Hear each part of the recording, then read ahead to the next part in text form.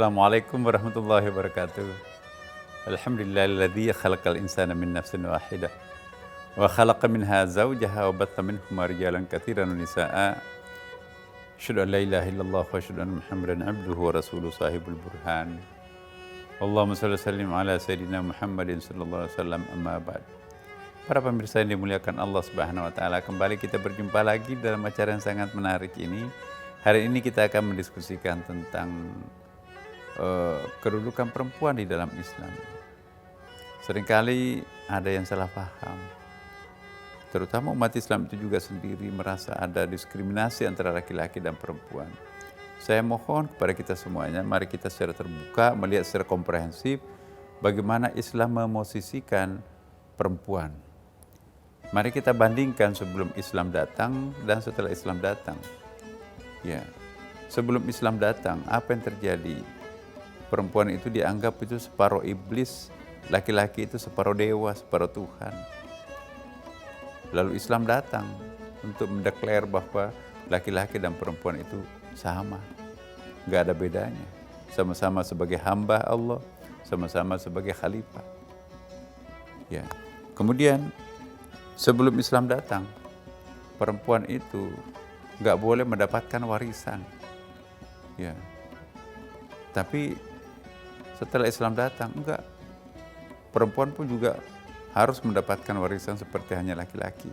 Walaupun porsi pembagiannya pada waktu itu tergantung. Kalau misalnya dia sebagai anak, ya memang anak laki-laki lebih banyak daripada anak perempuan, tetapi tanggung jawabnya laki-laki lebih besar karena mempertanggungjawabkan orang tuanya ke atas, ya saudaranya ke samping, belum lagi istrinya, dan ke bawah dengan anak-anaknya. Sedangkan perempuan kan tidak pernah bertanggung jawab untuk memberi makan terhadap lapis atasnya, ke sampingnya, dan ke bawahnya. Jadi ini harus kita paham. Dulu perempuan tidak boleh menjadi saksi. Yang bisa jadi saksi itu hanya laki-laki. Islam datang, no. Laki-laki, perempuan sama saja. Dua-duanya bisa jadi saksi. Walaupun proporsinya pada waktu itu 1:2 juga. Tetapi itu ada starting point-nya, sudah ada pengakuan perempuan bisa menjadi saksi. Dulu perempuan sebelum datang Islam itu, kalau menstruasi itu harus diasingkan di luar kota. Ya kenapa? Karena melindungi diri dari bahaya menstrual gas itu. Karena darah menstruasi itu dianggap sebagai darah kutukan yang sangat berbahaya bagi kehidupan makrokosmos itu. Perempuan yang menstruasi kalau menginjak tanah, gempa bumi, maka itu harus menggunakan slop. Maka itu antropologi slop, sandal itu menstrual creation. Perempuan menstruasi tidak boleh menatap padi-padian yang sedang menguning, itu diserang hama orang, maka itu harus pakai cadar. Ya, perempuan bahaya, maka itu harus berikan signal of warning. Lipstick. Itu kalau menstruasi itu ada lipstiknya. Itu pertanda sedang menstruasi. Banyaklah. Kemudian perempuan sebelum Islam itu ya tidak pernah punya hak gugat cerai. Pokoknya yang menceraikan itu hanya laki-laki, suami. Tapi Islam datang, enggak, perempuan pun juga punya hak untuk menceraikan suaminya kalau memang sudah melampaui batas. Ya, dulu perempuan sebelum datang Islam itu nggak pernah diakikah, yang diakikah itu cuma laki-laki. Akikah itu kan pesta kelahiran anak laki-laki. Islam datang, no, perempuan pun juga harus diakikah. Jadi dulu perempuan ya bisa dipoligami sampai ratusan orang. Islam datang, maksimum poligami itu 4 orang. Dulu ada 100 orang, ada 200 orang istrinya itu. Gimana tuh menandai anaknya itu? Itu bapak siapa itu?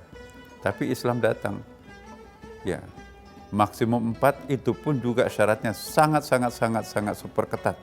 Sebelum Islam perempuan nggak boleh keluar rumah. Islam datang, boleh. Nabi menggilir istrinya pergi ke medan perang. Suatu hal yang tidak pernah sebelumnya itu kan. Ya, dulu perempuan tidak boleh keluar rumah tanpa muhram, pendamping, bodyguard. Nah, perempuan boleh keluar rumah sepanjang tidak muncul fitnah. Jadi untuk apa ini saya ceritakan kepada kita semuanya para pemirsa? Banyak orang salah paham terhadap Islam, bahwa Islam itu mendiskreditkan perempuan. Justru Islam itulah yang memerdekakan perempuan.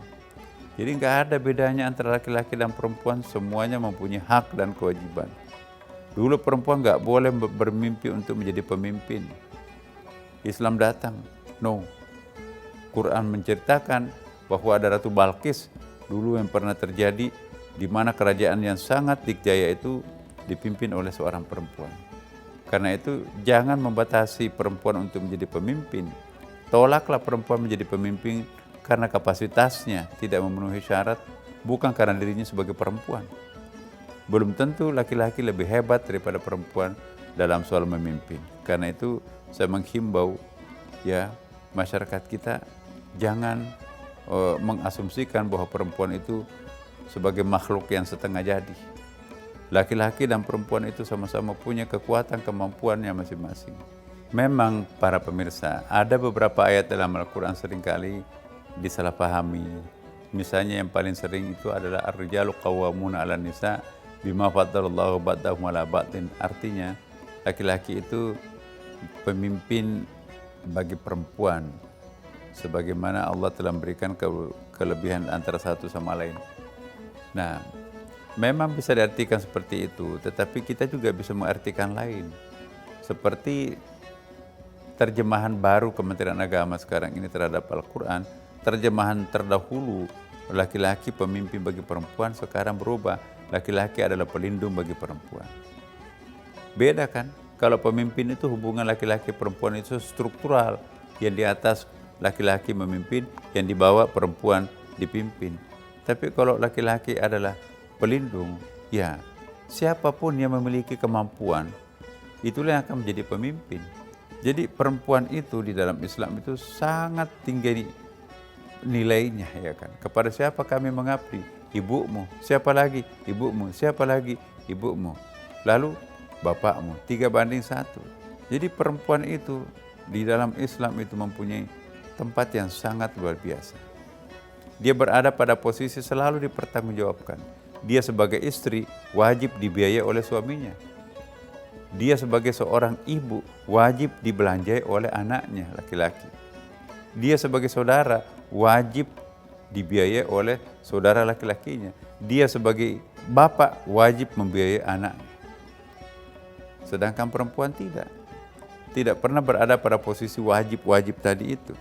Maka itu wajib kapasitasnya laki-laki itu mendapatkan bagian warisan lebih banyak, karena memang tanggung jawabnya lebih besar dibandingkan dengan perempuan. Jadi para pemirsa, jangan mendiskreditkan perempuan karena perempuan, tapi tolaklah perempuan mungkin karena kemampuannya secara profesional.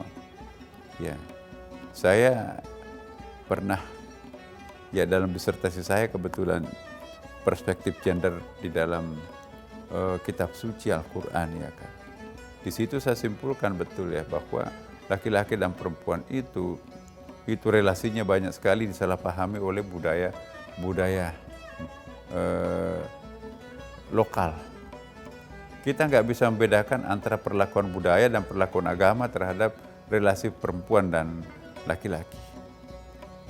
Ya, kita harus membedakan antara budaya Arab dan ajaran Islam.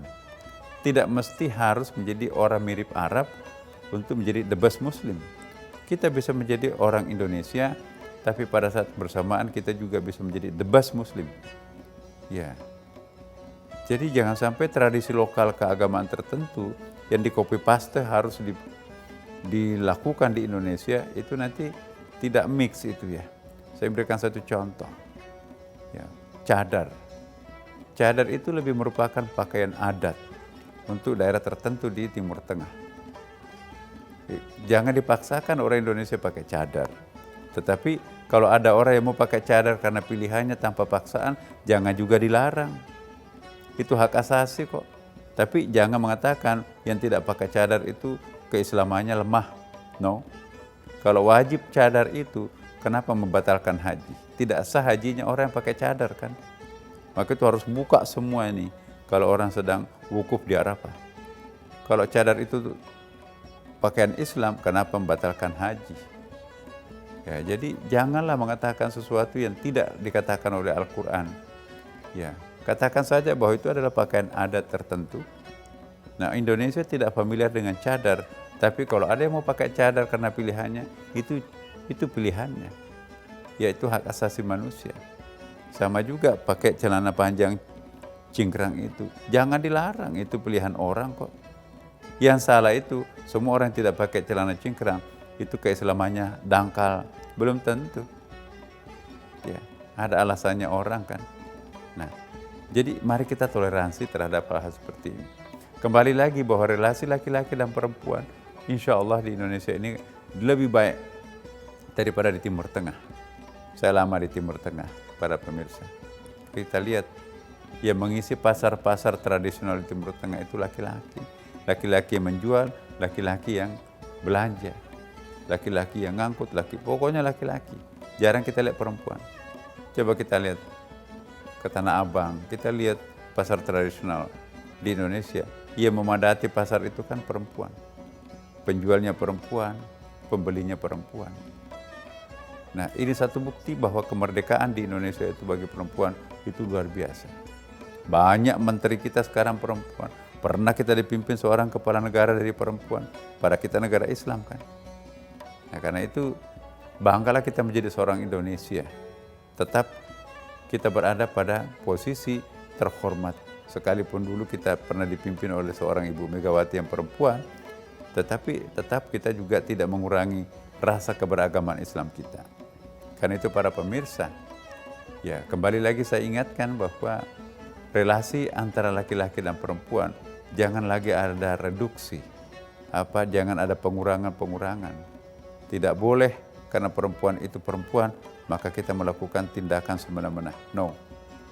Kita sangat bersyukur dan juga kita berterima kasih kepada pemerintah sekarang ini kepemihakannya untuk memberikan kepemihakan terhadap perempuan. Sudah banyak undang-undang lahir itu, undang-undang kekerasan terhadap rumah tangga, ke KDRT, perbaikan Undang-Undang Nomor 1 Tahun 1974, Undang-Undang Peradilan Agama, Undang-Undang Keimigrasian, Undang-Undang Perlindungan Saksi, Undang-Undang Kesehatan, Undang-Undang Perlindungan Anak. Semua itu memberikan kepemihakan kepada kaum perempuan. Karena itu bersyukurlah sebagai perempuan Indonesia saya kira. Nah, jadi jangan menganggap bahwa Indonesia itu diskriminasi gendernya itu banyak ya masalah. Enggak, kita lebih baik. Memang belum sempurna tapi kita menjurus kepada hal-hal yang lebih baik. Representasi perempuan di dalam legislatif memang belum seperti apa yang ditargetkan. Representasi kaum eksekutif itu belum seimbang laki-laki. Tapi itu ongoing proses, nanti pada saatnya. Kita sudah mulai sekarang ini melihat di beberapa level-level komisaris, level-level direksi, di BUMN, itu juga perempuan sudah mulai banyak itu. Memang ada affirmative action, kepemihakan terhadap perempuan. Dan ternyata diberi kepercayaan itu tidak kalah dengan para laki-laki. Bahkan hal-hal yang sifatnya lebih telaten, detail itu, perempuan itu lebih top itu. Nah, karena itu yang penting buat kita ini adalah jangan sampai menimbulkan persoalan-persoalan fitnah, ya kan. Jangan karena menjadi wanita karir atau perempuan karir, tapi menelantarkan keluarganya, itu juga nggak boleh terjadi. Persoalannya ialah seolah-olah urusan anak itu urusan perempuan. Padahal Quran mencontohkan surah Luqman bagaimana seorang laki-laki yang bernama Luqman, single parent, membesarkan anaknya sampai menjadi anak yang saleh. Jadi wahai para laki-laki, wahai para suami, tidak mesti perempuan itu yang harus mengasuh anak. Contoh Qur'annya ada. Luqman itu tanpa pasangan dia membesarkan anaknya menjadi anak yang saleh. Nah, jadi para pemirsa yang dimuliakan Allah SWT, bulan suci Ramadan ini sebetulnya adalah bulan feminin. Femininity is the superpower. Puasa ini untuk melembutkan kita semuanya. Maka itu saya juga sering mengatakan bahwa relasi gender itu bukan hanya dalam relasi manusia ya, tetapi makrokosmos pun juga itu ada relasi gendernya, ya kan. Kita diminta sebagai khalifah. Kalau over maskulin menjadi khalifah, itu yang terjadi itu adalah pembakaran hutan, penebangan, penimbunan, akibatnya rusak lingkungan kita. Kapan seseorang itu menjadi over maskulin mengelola alam ini, maka kerusakan alam. Maka itu diperlukan energi feminin, kelembutan dalam merawat alam ini. Maka itu keseimbangan antara laki-laki. Nah, kita di Indonesia ini ya bagus Menteri Kehutanan kita itu adalah seorang perempuan, ya kan, lebih feminin. Tidak boleh membakar hutan, tidak boleh menimbun, tidak boleh menebang sembarangan. Itu saya kira bagus itu. Ya, kenapa? Karena energi feminin itu diperlukan dalam rangka menata alam semesta ini. Kapan over maskulin, maka memperpendek usia bumi ini. Jadi para pemirsa dimanapun juga berada, bulan suci Ramadan ini, mari kita menjadikan diri kita itu lebih feminin, walaupun jenis kelamin kita laki-laki. Tapi jangan menganggap aku perempuan kok. Kadang-kadang perempuan lebih maskulin daripada laki-laki itu sendiri. Jadi maskulin feminin itu ada pada diri setiap orang, apapun laki-laki atau perempuan. Nah karena itu para pemirsa, mari menjadikan bulan Ramadan ini spiritual training untuk menjadikan diri kita itu sebagai kelembutannya menonjol. Kenapa? Karena femininity is the superpower. Kelembutan itu sebetulnya itu luar biasa itu. Maka itu kalau kita bicara tentang laki-laki dan perempuan, jangan membatasi hanya pada manusia saja, ya. Tapi pasangan makrokosmos itu pun juga itu berpasang-pasangan kan. Ya. Langit adalah suami, bumi adalah istri. Jadi mematahkan ranting pohon, apa bedanya menjewel anak telinga orang? Pasti bapak kandung ibu kandungnya marah kan. Membabat hutan, bapak kandungnya langit, ibu kandungnya bumi marah tuh. Maka itu apapun yang kita akan lakukan, pakai basmalah, bismillahirrahmanirrahim. Nah puasa ini mengajari kita untuk menjadi manusia halus, jangan menjadi manusia kasar. Percuma kita berpuasa kalau tidak mampu merubah perilaku kita yang over maskulin, tidak beransur-ansur menjadi lebih feminin. Ya, inilah salah satu tujuan puasa. Mari kita menjadi manusia lembut, mari kita menjadi manusia sejati, mari kita menjadi manusia yang menghargai hak asasi manusia, hak-hak yang paling privat di dalam diri kita sendiri. Jadi para pemirsa, karena itu ya saya sangat mendukung Dai TV yang membuat program-program seperti ini untuk memberikan pencerahan kepada kita semuanya. Ya, sekecil apapun, tapi kalau kita berbuat untuk makrokosmos ini, itu punya nilai dalam masa depan anak bangsa kita, anak-anak turunan kita akan datang.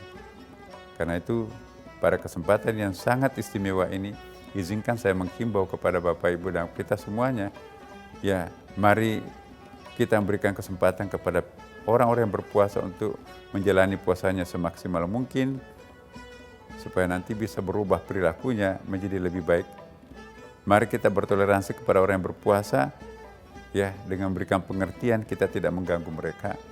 Dan untuk yang tidak berpuasa atau belum berpuasa, semoga sisa waktu yang ada ini, mari kita sempurnakan puasa kita. Semoga Allah memberkati kita semuanya, dan Assalamualaikum warahmatullahi wabarakatuh.